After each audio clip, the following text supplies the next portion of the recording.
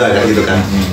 Ya artinya kan itu dalam dirinya sendiri. Yang tahu kan si calon pasien itu sendiri kan sebetulnya. Ketika dia ini kan pertanyaannya, lo tahu dari mana, bapak atau ibu atau mas atau mbak kan?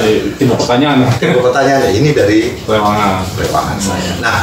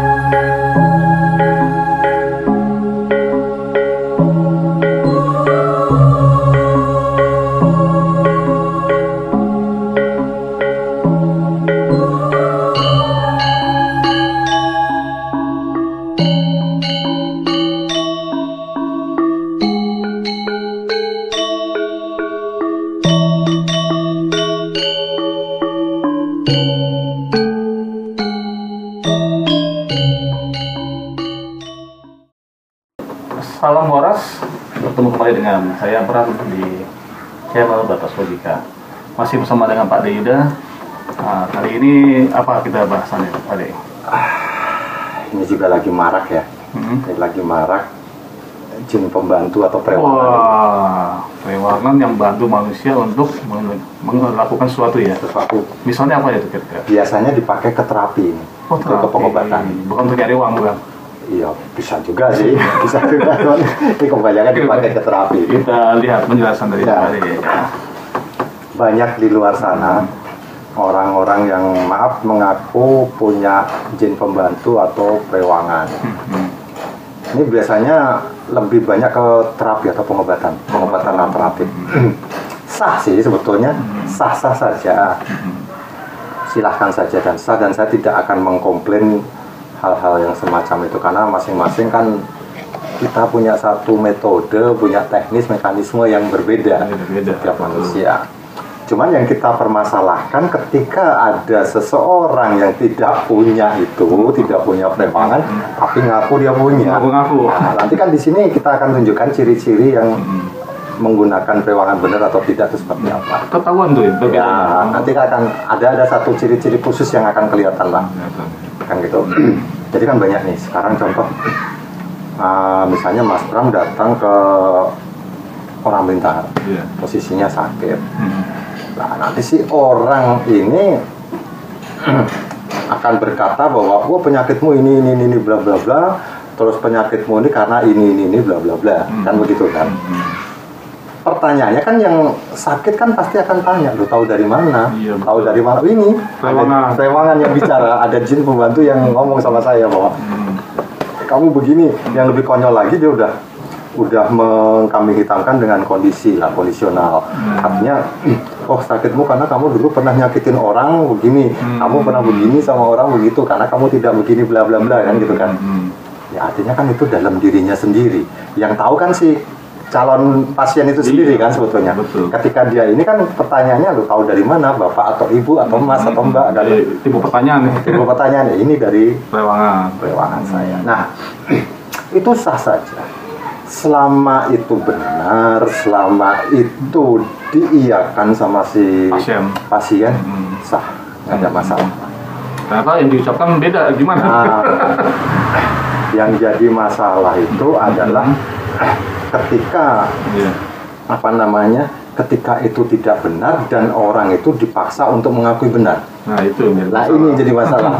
Ya maka melakukan, saya tidak seperti ini. Ini katanya begini. Coba deh diingat-ingat lagi deh. Kan bahasanya begitu kan. Betul. Coba diingat-ingat ini berapa puluh tahun yang lalu, ini berapa ini. Nyakitin orang. Iya. Betul. Jadi banyak hal yang harus kita garis bawahi.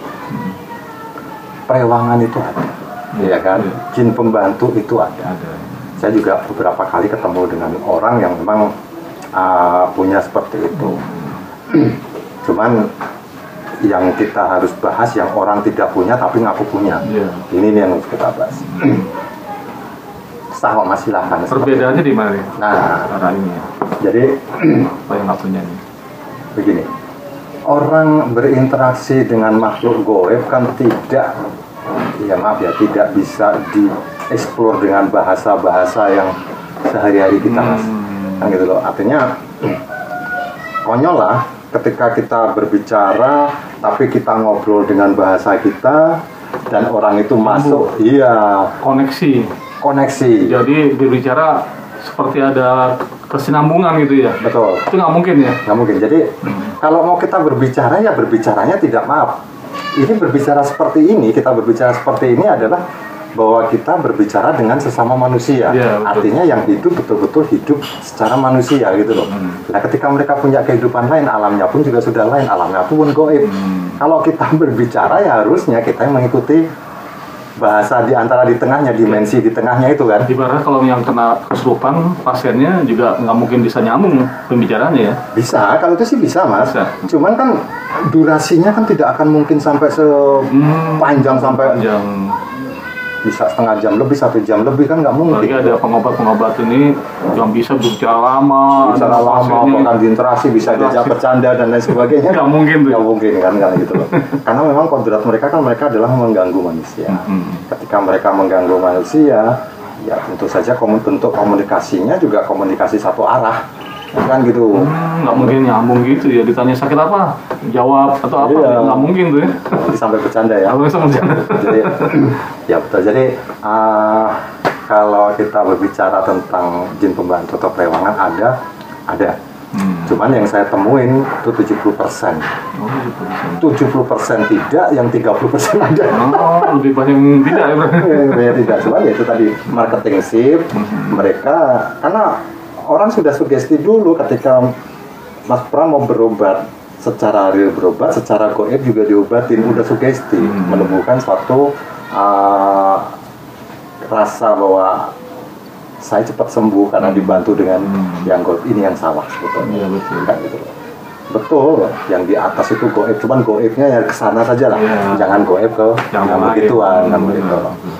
Yang penting di garis bawah. Jadi jin pembantu ada, perewangan ada.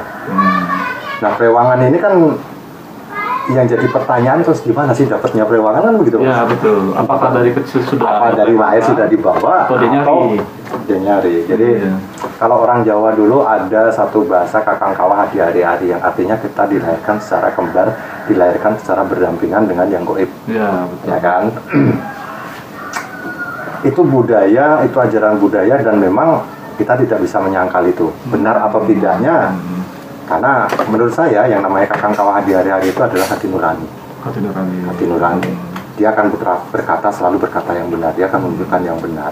Itu hati nurani kita. Kalau untuk yang goibnya, ya jelas namanya makhluk goib kan ada kan untuk mengganggu manusia, itu udah kodrat. Ya kan, hantu, jin, demit, setan, iblis itu untuk mengganggu manusia, itu kodratnya.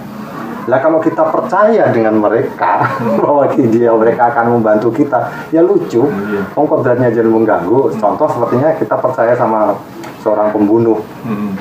Ya lucu aja karena kodratnya sudah pembunuh gitu loh. Itu sajalah. Jadi dari makhluk goibnya itu bukannya ada golongan yang mungkin ya di atasnya setan-setan seperti kuntilanak, pocong, mungkin ada yang lebih bisa seperti yang zaman-zaman kerajaan atau apa, ada nggak mungkin begitu? Ya ada. Yang bisa membantu seperti itu sebagai perewangan? Ada, Mas, ada. Tapi kan itu perlu apa ya?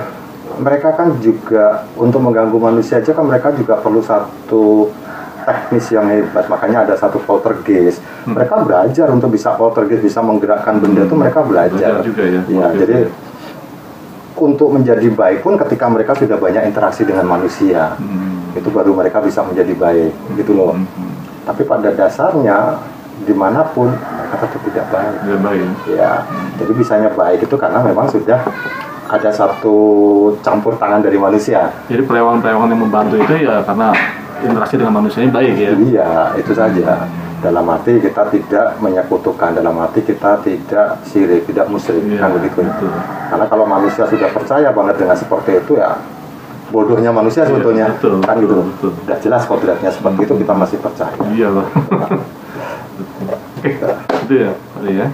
Baik, pemirsa semua, demikian penjabaran dari Pak D mengenai perewangan ya. Perewangan secara gamblang Oke, semoga bermanfaat dan sampai jumpa kembali. Salam olahraga.